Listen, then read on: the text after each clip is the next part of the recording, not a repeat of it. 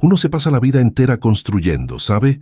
Con las propias manos, hilo a hilo, ladrillo por ladrillo, cada centavo guardado con el sudor de la frente. Uno levanta paredes, cría un hijo, entierra a una esposa y cree que ha dejado un rastro de honor, un legado de dignidad. Cree que el nombre que lleva tiene peso, tiene valor, y entonces, un día, uno descubre que todo eso, una vida entera de sacrificios, puede ser deshecho no con un mazo, sino con la punta de un bolígrafo, con un clic en un teléfono celular, una firma que no es la tuya, un rostro que no es el tuyo, pero que lleva tu sangre, tu confianza. Lo más doloroso, lo que te desgarra el alma por dentro, no es la caja fuerte vacía, es el corazón que de repente ya no sabe en quién creer. Es mirar hacia atrás y preguntarse en qué esquina de la vida te equivocaste de camino. Y la mano que firmó esta sentencia, que limpió cada gota de esperanza que yo guardaba en el banco, no fue la de un ladrón cualquiera, un desconocido en la calle oscura.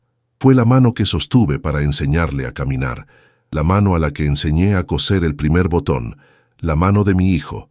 El dolor, amigo mío, amiga mía, no tiene sonido, no grita, se instala en el pecho, un frío que te hiela hasta la espina dorsal y te deja mudo mirando a la nada.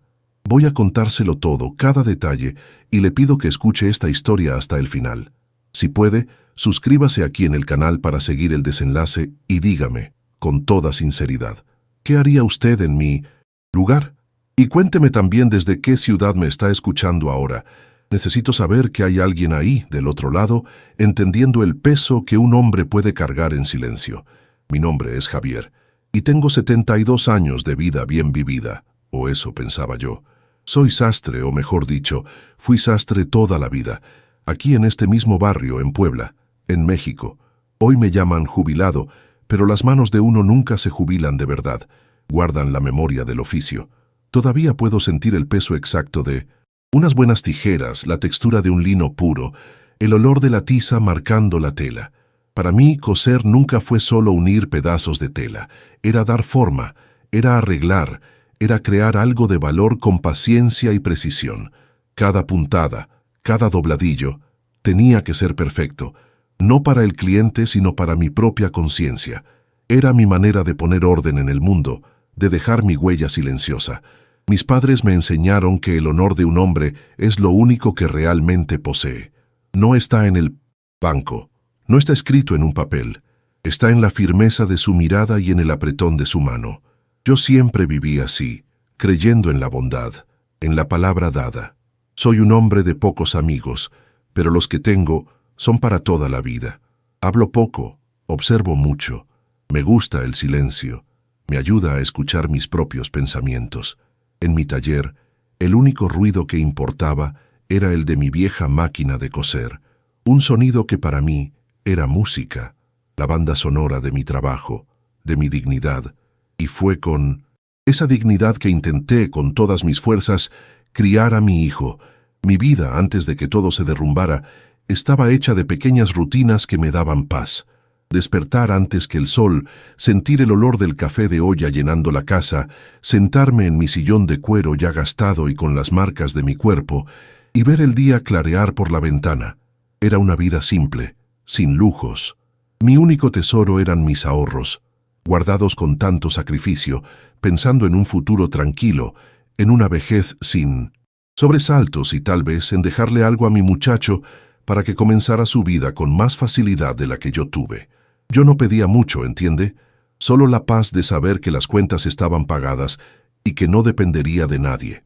Nací y crecí aquí, en esta misma casa, en un barrio donde las puertas todavía se quedan abiertas y un vecino siempre te ofrece un plato de comida. Las calles de Puebla tienen historia, las piedras del suelo cuentan secretos. Conozco el sonido del panadero que pasa a las 6 de la mañana, la campana de la iglesia que marca las horas de mi vida, la risa de los niños volviendo de la escuela. Es una vida que muchos hoy llamarían monótona, sin chiste, pero para mí esa rutina era la prueba de que todo estaba en su debido lugar.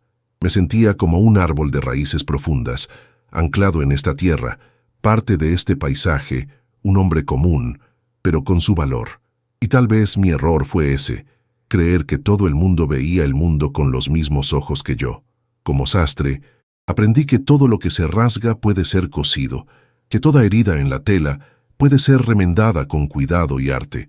Y yo, en mi inocencia, tal vez en mi terquedad, creí que lo mismo valía para las personas, para su carácter. Siempre vi una manera de arreglar, de perdonar, de pasar un hilo y una aguja, y hacer que lo que estaba torcido se enderezara de nuevo.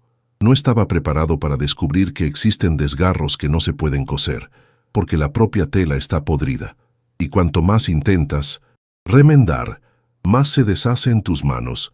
Mi Elena, mi Elena. Hablar de ella es como intentar atrapar la luz del sol con las manos. Ella era el alma de esta casa, no solo por las paredes que ayudé a levantar, sino por la risa que resonaba en los pasillos, por la alegría que plantaba en cada rincón como si fueran flores. Soñamos juntos, desde jóvenes, en llenar este lugar con el ruido de un niño, con correteos, con juguetes esparcidos por el suelo. Pero Dios tiene sus propios planes, y los nuestros no incluían un hijo venido de su vientre. Por años convivimos con un silencio doloroso en el cuarto que habíamos pintado de amarillo, un silencio que solo nuestro amor lograba llenar, pero que aún así pesaba de vez en cuando. La idea de adoptar no vino de repente. Fue una semilla que su amor plantó en mi corazón. Una noche, ella me miró con aquellos ojos que parecían entender el mundo entero y dijo: «Javier, ¿y si nuestro hijo ya está en algún lugar, solo esperando a que vayamos aquí? ¿Buscarlo?». En ese momento lo entendí. Nuestro amor era demasiado grande para caber solo en nosotros dos. Necesitaba desbordarse, necesitaba cuidar, proteger. La paternidad, me enseñó ella, no está en la sangre, está en el alma. Decidimos allí, tomados de la mano en nuestra cocina, que íbamos a buscar a nuestro niño. La esperanza volvió a tener el olor del café de la mañana y el sonido de la voz de mi Elena. Y entonces lo encontramos. Mateo, un niño de 5 años, delgadito, de ojos grandes y asustados, que parecían cargar más historias de las que su corta edad podría justificar. Recuerdo el día en que lo vimos por primera vez como si fuera hoy. Él no hablaba, solo observaba todo. Elena se arrodilló, no dijo nada, simplemente abrió los brazos, y él, después de una eternidad que duró 1 minuto, dio un paso tímido y la abrazó. Yo me acerqué y puse mi mano en su cabeza, y él agarró mi dedo con su manita entera. En ese toque, en ese abrazo, nació nuestra familia. Él ya no era un niño, callado en un orfanato, era nuestro Mateo, nuestro hijo. Criarlo fue la mayor aventura de mi vida. La casa, antes tan silenciosa, se llenó de vida, y el olor de la casa cambió para siempre. Los domingos, Elena pasaba el día en la cocina preparando su famoso mole poblano. Era un ritual. El aroma del chocolate, de los chiles, de las especias, se esparcía por toda la vecindad. Era el olor de hogar, de fiesta, de familia reunida. Mateo, ya más suelto, corría por la casa, y su risa era la música que faltaba en nuestra partitura. Verlo crecer fuerte, sano, amado, era como ver el sol nacer todos los días dentro de mi pecho. Cada noche le agradecía a Dios por aquel niño que había venido a coser los pedazos que le faltaban a nuestra felicidad. Esta casa donde estoy ahora la conozco como la palma de mi mano. Ayudé a mi padre a construir las primeras paredes y después, con Elena, fui levantando el resto. Cada ladrillo tiene una historia, una gota de sudor. El piso de madera, que hoy rechina, fue colocado por mí. La estantería de la sala yo mismo la hice, para guardar los libros de Elena, y después los cuadernos de la escuela de Mateo. Este lugar no es solo un montón de concreto y madera, es el archivo vivo de mi existencia, es el museo de mi amor. Caminar por estas habitaciones es como hojear un álbum de fotografías. Cada objeto me cuenta una historia, cada mancha en la pared es un recuerdo de una vida que fue plena. Cuando Mateo se hizo un poco mayor, lo traje a mi taller, no con la idea de que se convirtiera en sastre. Yo quería que tuviera una educación, que fuera doctor, ingeniero, lo que quisiera, pero necesitaba enseñarle el valor de las cosas. Le di una aguja y un hilo y le dije, «Paciencia, mi hijo. Para hacer una puntada perfecta necesitas calma». Le di unas tijeras y le enseñé, «Precisión. Mide 2 veces, corta una. En la vida es lo mismo». Quería que aprendiera que el trabajo honesto, hecho con las propias manos, dignifica a un hombre. Era una lección sobre el carácter, no sobre costura, pero la vida da y quita con la misma fuerza. La luz de mi Elena comenzó a apagarse poco a poco, una enfermedad que llegó sin avisar y fue apoderándose de su cuerpo, pero nunca de su alma. El olor a mole de los domingos fue sustituido por el olor a medicinas. La risa dio paso a un silencio cansado. Mateo y yo nos turnábamos para cuidarla, para leerle, para simplemente sostener su mano. Se fue una mañana de martes en mis brazos y la casa se sumergió en una quietud que dolía en los oídos. Antes de partir me hizo prometer que jamás desampararía a nuestro niño, y esa promesa se convirtió en el norte de mi vida. Después de que ella se fue, Mateo y yo nos convertimos en una dupla improbable, un adolescente y un viejo, reaprendiendo a vivir. El luto nos unió de una forma diferente. No necesitábamos muchas palabras. Un café que él me traía al taller, un arreglo que yo hacía en sus pantalones de mezclilla favoritos. Eran pequeños gestos de cuidado, una manera de decir estoy aquí sin necesidad de hablar. La casa parecía un gigante dormido, inmensa y vacía, sin la presencia de Elena, pero nuestro vínculo era el fuego que mantenía encendida la chimenea. Yo veía en él la mirada de ella, la fuerza de ella, y eso me daba motivos para continuar. Invertí todo lo que tenía en su educación. Vendí el coche viejo que era mi consentido para pagarle la mejor escuela. Usé mis ahorros para que pudiera estudiar la carrera que soñaba. Cada diploma, cada logro suyo, era una victoria mía. Nunca le cobré nada, nunca se lo eché en cara. Un padre no hace eso. Un padre da por amor. Verlo convertirse en un hombre fuerte, inteligente, era mi mayor recompensa. La prueba de que había cumplido la promesa que le hice a Elena en su lecho de muerte. Lo miraba y sentía un orgullo que no me cabía en mi pecho desastre. Hasta hace poco, esa era mi realidad. Un padre orgulloso, un hijo que, yo creía, seguía un buen camino. La casa ya no tenía la misma alegría, pero tenía paz.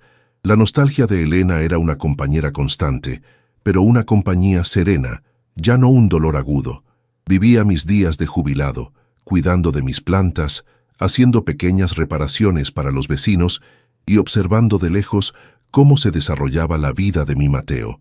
Estaba en paz, creyendo que lo peor ya había pasado y que el final de mi historia sería tranquilo, al lado del hijo que mi amada esposa y yo elegimos para amar. La grieta en nuestra historia comenzó de forma sutil, con un olor que no pertenecía a nuestra casa. Fue cuando Mateo empezó a salir con esa muchacha, Ximena. Ella llegaba y el aire se llenaba de un perfume caro, dulce y fuerte, un aroma que parecía pelear con el olor a madera antigua y a los recuerdos de mi Elena. Era un olor que no pedía permiso, que lo invadía todo. Y junto con él vinieron nuevas palabras, nuevas ideas.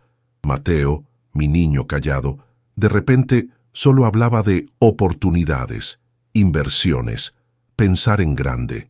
Miraba mi taller, mis herramientas, ya no con cariño, sino con una especie de lástima, como si todo aquello fuera el símbolo de una vida pequeña que él necesitaba superar.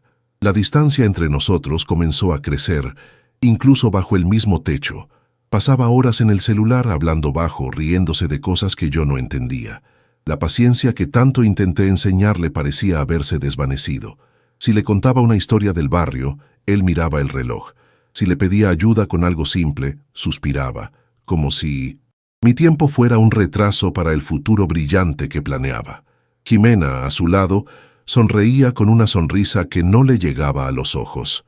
Vi a mi hijo transformarse en un extraño que hablaba mi idioma, pero cuyo corazón ya no conseguía leer. Y yo, en mi silencio, solo observaba, esperando que fuera una fase. Entonces, un día, vino a mí con una pila de papeles.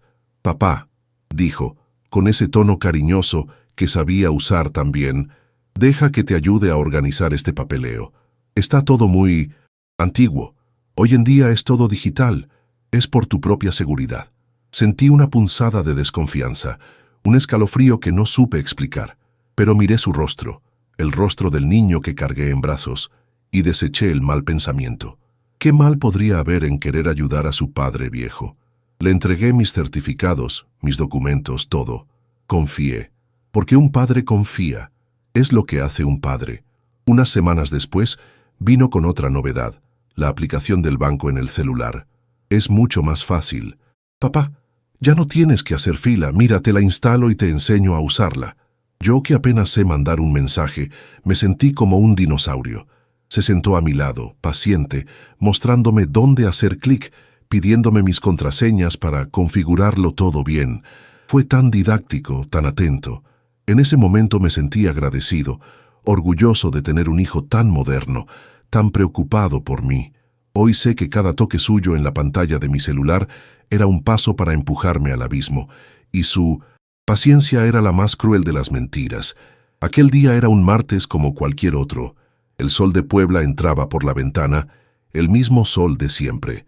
Tomé mi bolsa de tela, como hago todas las semanas, para ir al banco a sacar el dinero de las compras, de las pequeñas reparaciones de la casa. Fui caminando tranquilo, saludando a los vecinos, pensando en qué iba a cocinar para el almuerzo. No había ninguna nube en el cielo, ninguna premonición en mi corazón. Era la rutina, la bendita rutina, que me daba la sensación de que el mundo seguía en orden, de que todo estaba en su lugar. Mal sabía yo que aquella era mi última caminata como el hombre que solía ser. Al llegar al banco, le entregué mi tarjeta al cajero, un muchacho joven que ya me conocía. Pasó la tarjeta, frunció el ceño, la pasó de nuevo. Entonces me miró, apenado, y dijo que el gerente quería hablar conmigo. Me llevaron a una sala pequeña, con el aire acondicionado demasiado frío. El gerente, un hombre de mediana edad con una mirada cansada, me ofreció un vaso de agua que no acepté. Carraspeó. Acomodó unos papeles en la mesa y me miró con lástima. Don Javier, empezó, lamento informarle, pero su cuenta no tiene saldo. Mi corazón dio un vuelco, pero pensé que era un malentendido, un error del sistema. Pero su voz continuó, metódica, mortal. De hecho, don Javier, no solo no hay saldo, sino que todos sus ahorros fueron retirados en los últimos meses. Y además, hay un préstamo de un valor muy alto, que fue aprobado y retirado en línea, usando sus documentos y sus contraseñas. Me mostró los números en una pantalla de computadora. Eran números que no tenían sentido, una cantidad que representaba el trabajo de una vida entera, el sudor de 50 años de oficio. Una montaña de dinero que nunca vi, pero que ahora llevaba mi nombre, mi firma, mi desgracia. En ese instante me faltó el aire. El mundo de aquella sala fría se quedó en silencio, y en mi cabeza todo se conectó con una velocidad terrible. La voz de Mateo diciendo, «Deja que te organice tus papeles». Su mano en mi celular, «Es por tu seguridad, papá». El perfume de Jimena impregnado en el sofá de la sala. Los susurros, los planes. No era un ladrón, no era el timo de un extraño. Era él, era mi Mateo. El dolor que sentí no fue el del dinero perdido, fue el dolor de un parto al revés. El dolor de ver al hijo que amé, que crié, revelándose como un monstruo que yo no conocía. La imagen del niño de 5 años, asustado, se rompió en 1000 pedazos. No le dije una palabra al gerente. Simplemente me levanté, le agradecí con un gesto de cabeza y salí del banco. El sol afuera parecía burlarse de mí. La gente pasaba, reía, conversaba, y yo estaba en una burbuja de silencio y dolor. El camino de vuelta a casa fue el viaje más largo de mi vida. Cada paso pesaba 1 tonelada. No sentía rabia, no sentía odio. Lo que sentía era un vacío, un hueco en el lugar del pecho, como si alguien me hubiera metido la mano adentro y arrancado no solo mi dinero, sino mis recuerdos, mi confianza en la vida, mi identidad de padre. Llegué a casa y el olor de ella, de Jimena, todavía estaba en el aire. Cuando entré en casa, el silencio era lo único que me esperaba. El mismo silencio de siempre, pero ahora tenía un peso diferente, una densidad que sofocaba. Caminé lentamente hasta mi sillón de cuero, aquel que ya tiene la forma de mi cuerpo, y me dejé hundir en él. Me quedé allí, quieto, sin pensar en nada y pensando en todo al mismo tiempo. El olor del perfume de Jimena todavía estaba en el aire, mezclado con el olor a polvo y a madera vieja. Y esa mezcla era la representación perfecta de en lo que se había convertido mi casa.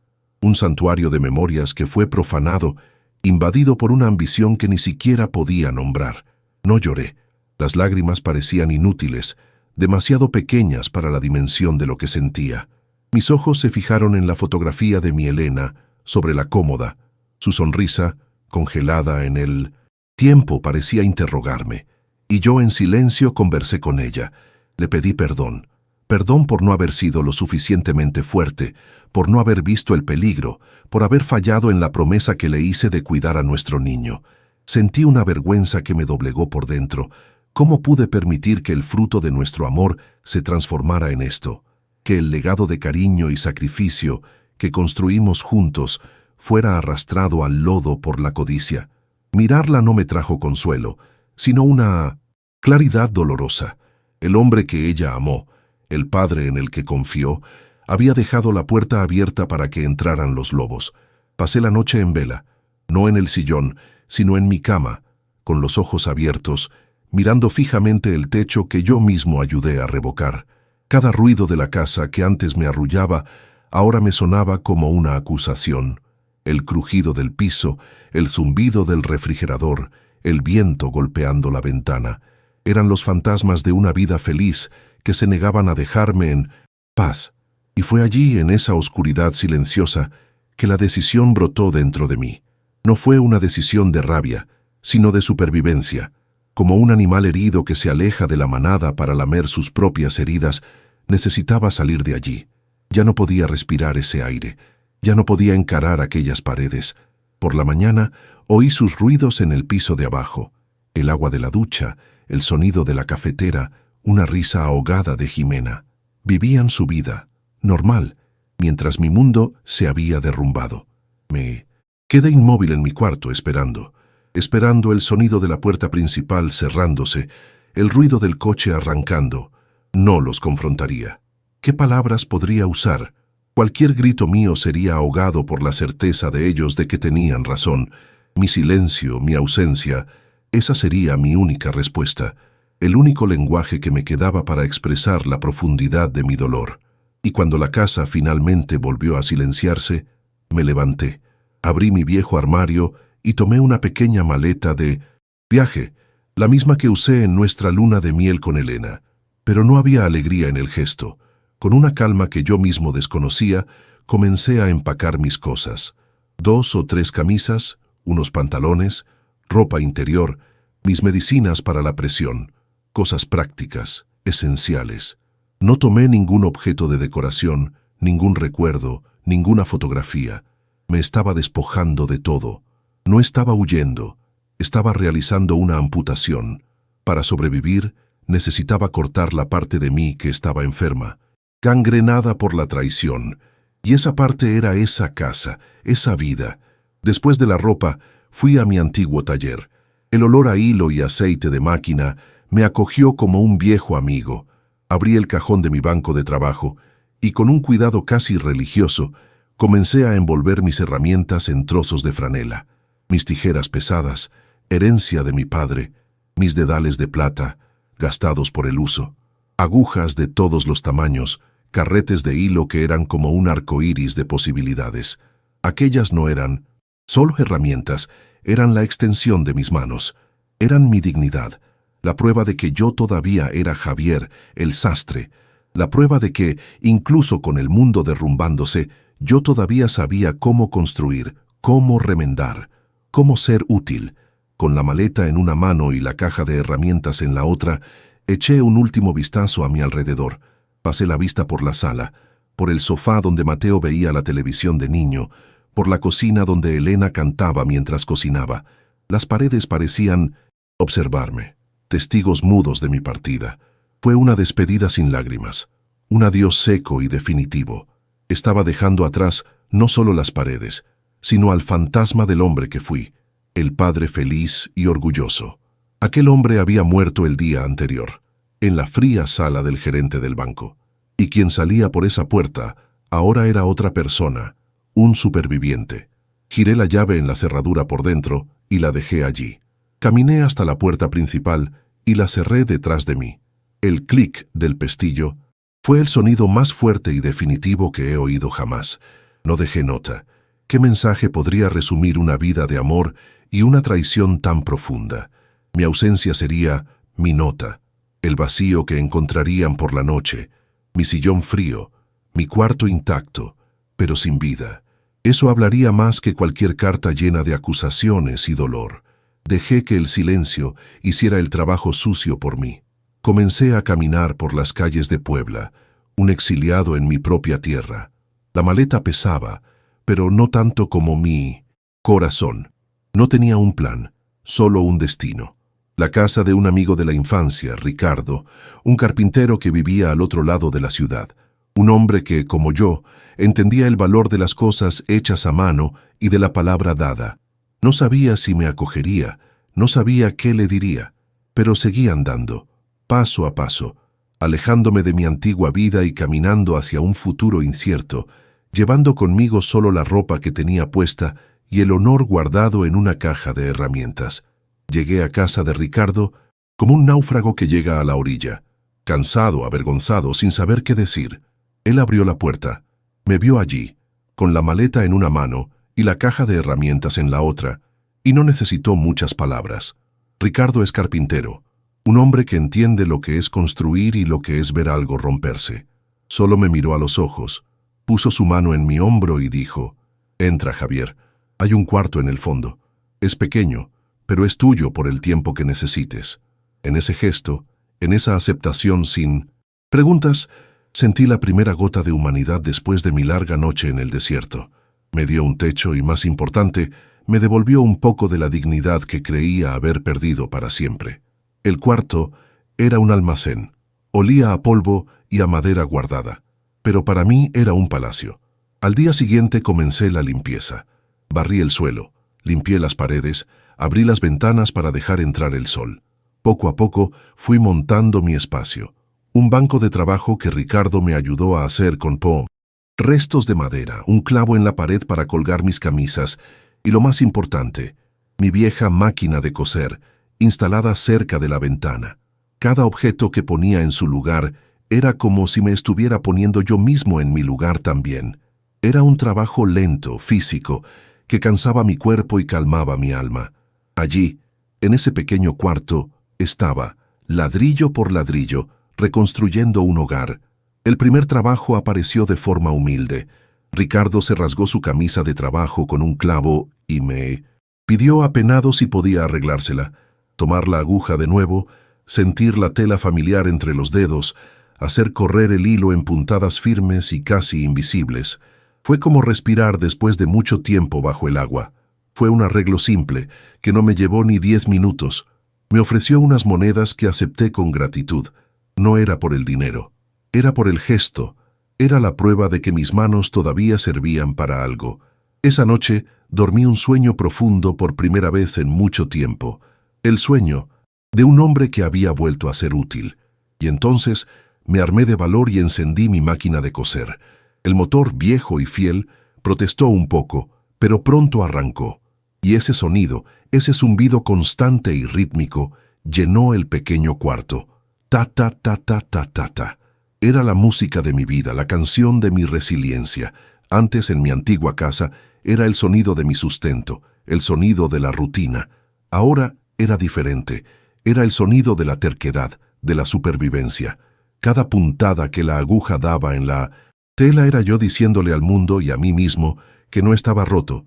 Pude haberlo perdido todo, pero no perdí quién soy. Soy Javier, el sastre, y todavía sé coser. Poco a poco, la noticia se extendió por el nuevo vecindario. Hay un sastre de los buenos viviendo en el fondo de la casa del carpintero. Primero vino una señora con una falda para ajustar, después un muchacho con un pantalón para hacerle el dobladillo. La gente venía con su ropa y, junto con ella, traía sus historias. Yo escuchaba todo en silencio, concentrado en mi trabajo. Y a la gente parecía gustarle eso. No querían un psicólogo. Querían a alguien que arreglara lo que estaba roto, literal y figuradamente.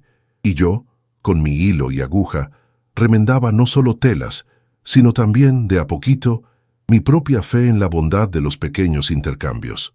Un día, la coordinadora de un centro comunitario cercano llamó a mi puerta.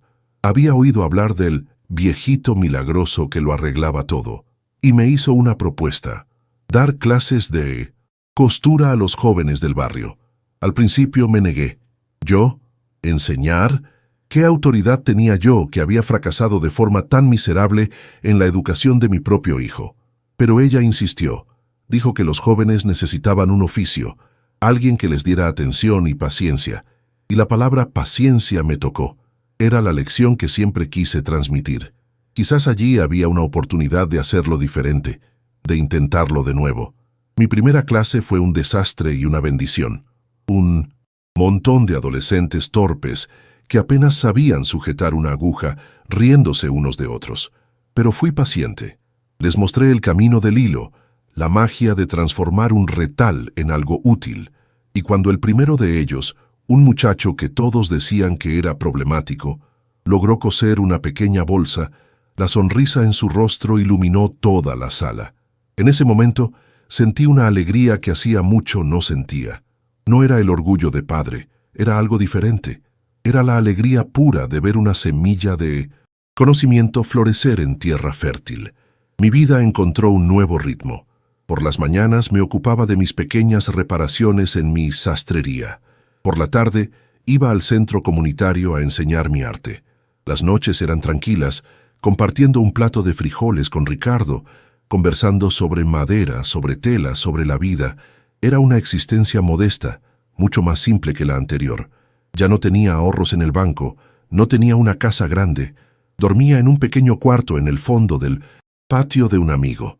Pero mi vida tenía propósito de nuevo, un propósito que construía cada día, con mis propias manos. No sé si puedo llamar a esto felicidad. El dolor de la traición todavía vive en mí. Es una cicatriz que nunca desaparecerá por completo. Pero redescubrí el gusto por las cosas simples, el sabor del pan fresco de la panadería de la esquina, el calor del sol en la espalda mientras camino hacia el centro comunitario, la satisfacción de ver un trabajo bien hecho. Aprendí que el valor de un hombre no está en lo que acumula, sino en lo que es capaz de ofrecer, de arreglar, de enseñar. Ya no era el padre de Mateo o el viudo de Elena. Era don Javier, el maestro sastre del barrio, un hombre que, incluso después de todo, todavía encontraba la manera de coser la vida. Pasaron meses, el polvo de mi antigua vida ya se había asentado y una nueva rutina, frágil pero real, se había convertido en mi suelo.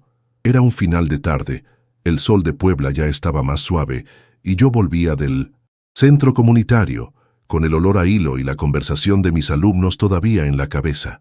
Al acercarme al portón de la casa de Ricardo, mi paso vaciló. Había dos figuras paradas allí, vacilantes, gastadas, la ropa cara de antes, ahora arrugada, la arrogancia en su porte, reemplazada por un cansancio que encorvaba sus hombros. Eran ellos, Mateo y Jimena. Mi corazón, que yo creía ya estar protegido por una gruesa capa de cicatrices, dio una punzada dolorosa, un eco de la antigua herida.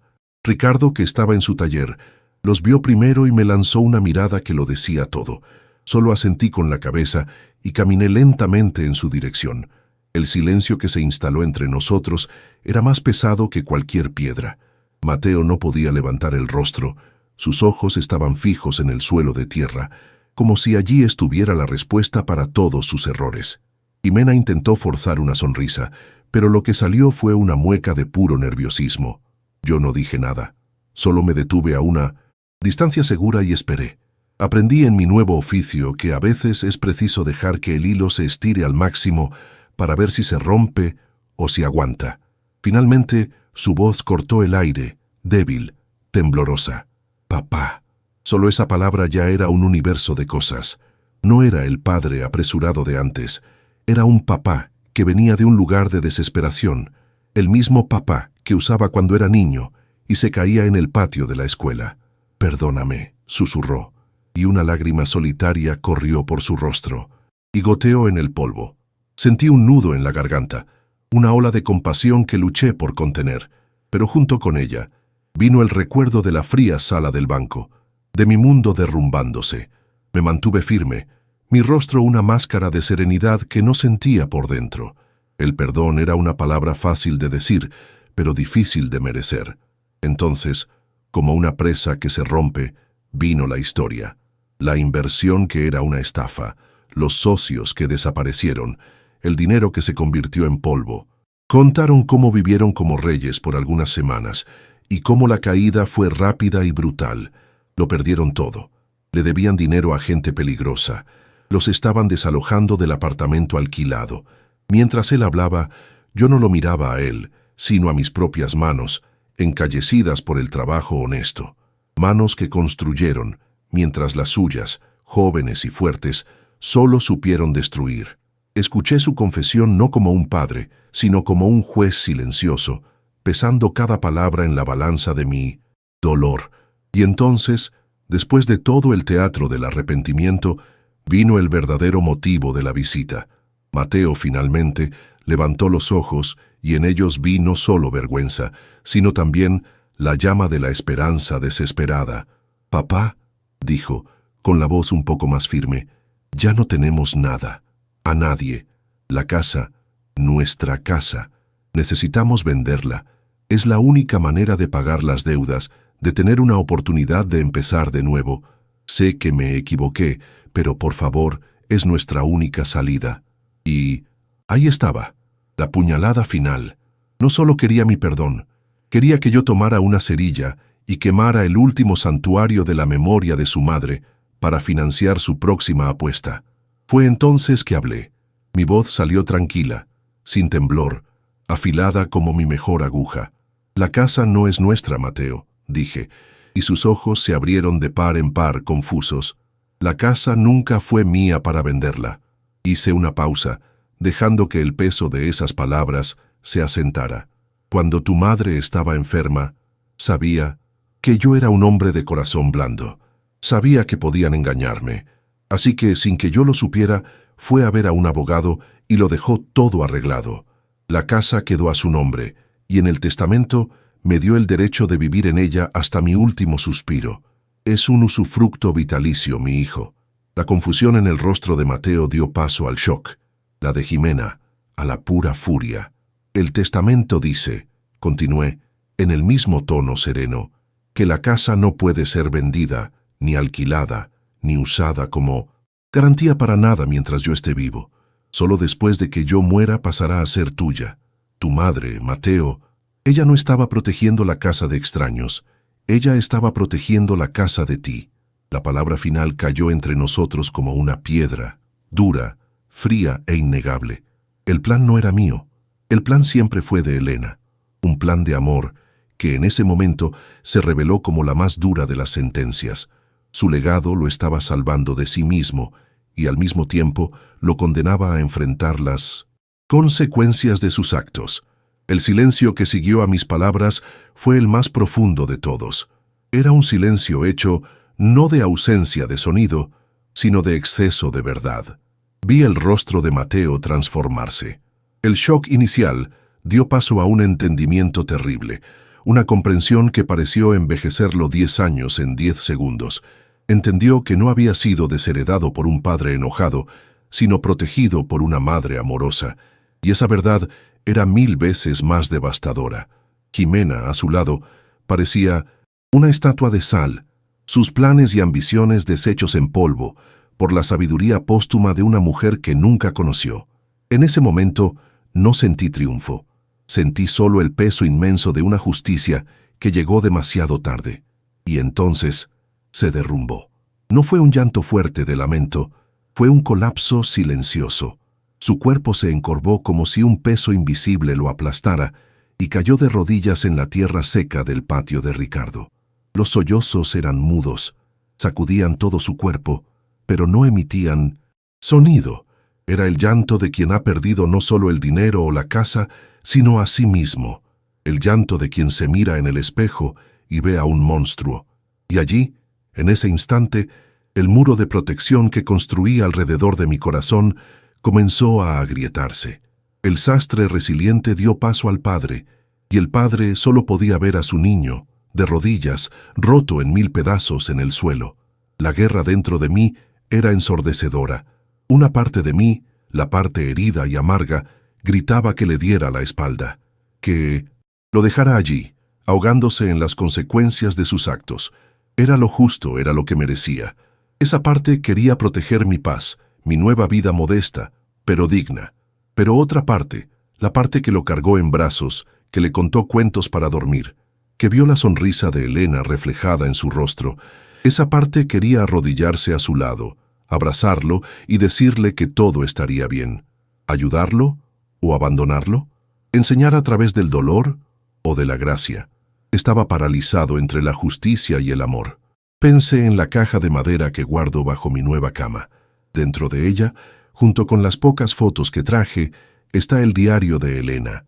Y junto con el diario, todos los recibos, cada metro de tela para el uniforme escolar, cada libro, cada medicina, la fiesta de 15 años que él ya ni recuerda, todo anotado con la caligrafía delicada de ella. Podría buscar esa caja, podría abrirla y restregarle en la cara, hoja por hoja, el precio del amor que despreció. Sería la lección final, la humillación completa. La tentación era fuerte, la de usar el pasado como un arma, de mostrarle el tamaño exacto de su deuda. Una deuda que no era de dinero, pero, al mirarlo, encogido en el suelo, no vi solo al ladrón que me robó. Vi al niño que Elena y yo elegimos amar. Vi al niño callado al que le dimos la mano. Y me pregunté en qué habría fallado yo también. ¿Acaso mi amor fue tanto que lo sofocó? ¿Acaso mi protección lo volvió débil, incapaz de discernir lo correcto de lo incorrecto cuando se enfrentó a la tentación del mundo real? La culpa, me di cuenta, rara vez pertenece a una sola persona. Es como un hilo que se enreda, que une al ofensor y al ofendido en una trama compleja y dolorosa de errores y de amor. La culpa también era un poco mía. Con ese pensamiento tomé una decisión. Les di la espalda no para irme, sino para caminar hacia la pequeña cocina de Ricardo. El gesto fue automático, una necesidad ancestral. En momentos de crisis, de dolor, de reencuentro, uno hace café. Abrí el armario, tomé la olla pequeña, el agua, el piloncillo, el palo de canela. El ritual era una forma de poner mis pensamientos en orden, de encontrar un camino en medio de la confusión de mi corazón. Cada gesto era deliberado, el agua en la olla, el azúcar oscuro disolviéndose, el aroma de la canela comenzando a subir, familiar y reconfortante. Era la única respuesta que tenía en ese momento. El olor del café de olla pronto llenó el patio, un aroma a tierra, a casa, a tregua. Era un olor que no pertenecía ni a mi pasado de dolor, ni a mi presente de exilio. Era un olor neutro, una invitación al silencio, a la reflexión. Colé el café en 2 tazas de barro, las únicas que tenía Ricardo. Tazas simples, robustas, hechas para manos de trabajador. El vapor subía en espirales, como si se llevara un poco de la tensión del aire. Sostuve las 2 tazas calientes, el calor pasando a mis manos, y sentí una extraña calma instalarse en mí. La decisión aún no estaba tomada, pero el camino comenzaba a dibujarse. Volví afuera. Mateo todavía estaba en el suelo, pero había dejado de sollozar. Jimena seguía de pie, una espectadora impotente del drama que ella misma ayudó a crear. Me acerqué a mi hijo y le extendí una de las tazas. Él levantó el rostro, los ojos rojos e hinchados, y me miró con una mezcla de sorpresa y vergüenza. Nuestras manos se rozaron cuando tomó la taza, y en ese breve contacto sentí el temblor de su cuerpo. Me senté en un cajón de madera cercano, sosteniendo mi propia taza, y nos quedamos en silencio. Solo el sonido de nuestra respiración y el vapor del café subiendo entre nosotros. Y ahora, aquí estoy, sentado frente al hijo que rompió mi vida, tomando un café que le preparé. ¿Qué hace un padre en un momento así? El verdadero perdón, empiezo a entender, no es un acto de borrar el pasado. Es una decisión sobre el futuro. Es elegir si la persona que te hirió merece o no un lugar en la vida que lograste reconstruir con tanto esfuerzo. El honor de un padre, tal vez, no está en proveer para siempre, sino en saber el momento de enseñar con el ejemplo, ya sea a través de la digna ausencia o, quién sabe, a través de una acogida que cuesta la propia paz. ¿Esta historia tuvo sentido para usted también? Cuénteme, ¿usted lo habría perdonado?